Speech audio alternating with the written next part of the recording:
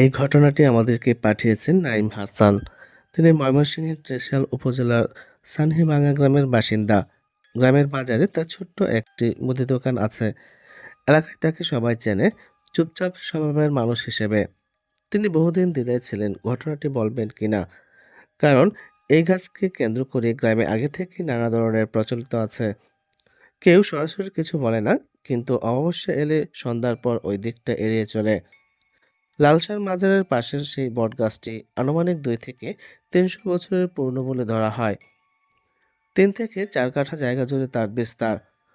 মূল কাণ্ডটা এত মোটা যে 4 জন প্রাপ্তবয়স্ক মানুষ হাত ধরে দাঁড়ালেও পুরোটা ঘেরা যায় না। অসংখ্য ঝুড়ি মাটিতে নেমে আলাদা কাণ্ড হয়ে গেছে। ভেতরে ঢুকলে মনে হয় যেন প্রাকৃতিক দেয়াল দিয়ে ঘেরা একটি অন্ধকার ঘর। দিনের রোদও ভেতরে এসে মরে যায়। 2009 সালের ঘটনা। কার্তিক মাস। টানা কয়েক সপ্তাহ ধরে নাইমের ছোট বোন অসুস্থ ছিল। জ্বর, দুঃস্বপ্ন, মাঝরাতে চিৎকার করে ওঠা। চিকিৎসা করানো হচ্ছিল, কিন্তু পুরোপুরি ভালো হচ্ছিল না। গ্রামের এক বৃদ্ধ তাকে বলেছিলেন, মানত করলে করো, কিন্তু অমাবস্যার রাত বেছে নিও না। কেন বলেছিলেন সেটা স্পষ্ট করেননি, কিন্তু কাকতালীয়ভাবে যেদিন তিনি যাওয়ার সিদ্ধান্ত নেন সেদিনই ছিল অমাবস্যা। রাত প্রায় 11:30।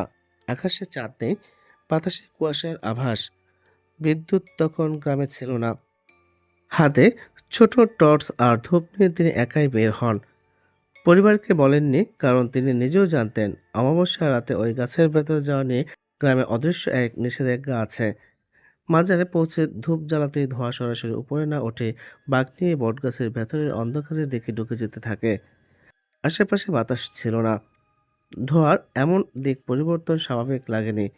তিনি নিজেকে বোঝালেন, গাছের ভেতরে হয়তো হালকা ঘূর্ণি বাতাস আছে।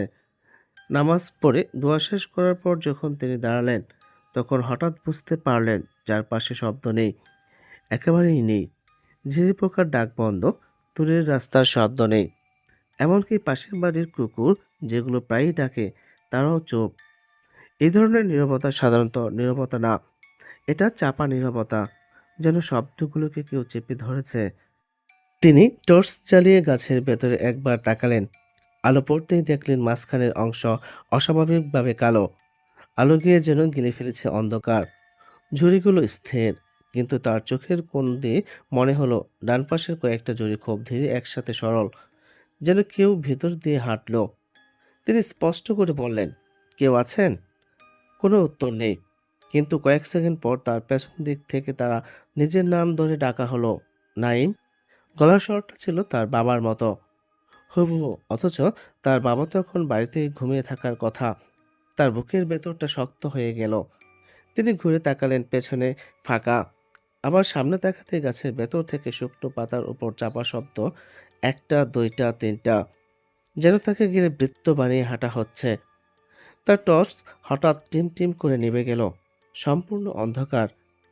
ঠিক তখনই তিনি অনুভব করেন তার ডান কাঁধে ঠান্ডা কিছু স্পর্শ করলো। মানুষের হাতের মতো চাপ, কিন্তু আঙ্গুলগুলো অস্বাভাবিক লম্বা।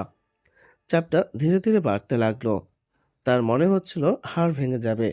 তিনি হাত দিয়ে সরাতে গিয়ে বুঝলেন কিছুই ধরতে পারছেন না। চাপ আছে, কিন্তু দৃশ্যমান কিছু নেই। তার চোখ অন্ধকারে মানিয়ে নিতে না নিতেই গাছের মাঝখানে দুটো ক্ষীণ জ্বলন্ত বিন্দু দেখা গেল। নিচু নয়, মানুষের বুকের সমান উচ্চতায়, স্থির, পলকহীন। সে চোখ দুটো ধীরে ধীরে এগোতে লাগলো। তার চারপাশের জুড়িগুলো হঠাৎ এমনভাবে কাঁপতে শুরু করলো, যেন ভেতরে ঝড় উঠেছে। অথচ পরদিন গ্রামবাসীরা বলেছিল সেদিন রাত ছিল একদম শান্ত, একটুও বাতাস ছিল না। তিনি পিছুতে গিয়ে পড়ে যান।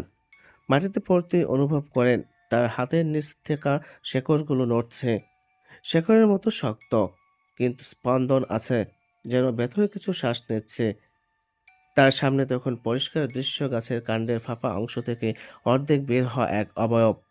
মুখের জায়গায় ফাটা ছালের রেখা, ভেতরে কালো গহ্বর। চোখ দুটো সেই গহ্বরের ভেতর থেকে জ্বলছে। অভাবটা পুরো মানুষ না, পুরো গাছও না।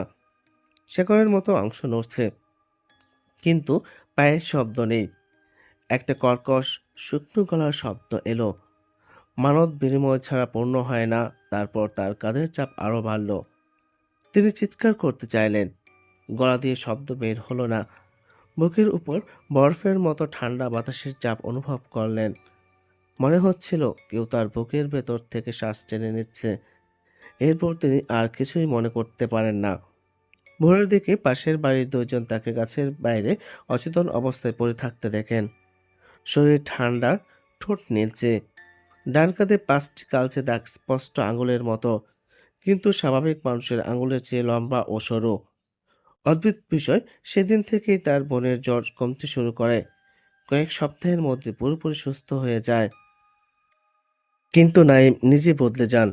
রাত হলেই তার মনে হয় দোকান বন্ধ করার পর বাজারের দিক থেকে কেউ তাকে অনুসরণ করছে। শুকনো পাতার উপর চাপা শব্দ, কখনো কখনো বাড়ির টিনের দরজায় হালকা টোকা, টক টক টক টক, আর খুব নিচু স্বরে তার নাম ধরে ডাকা।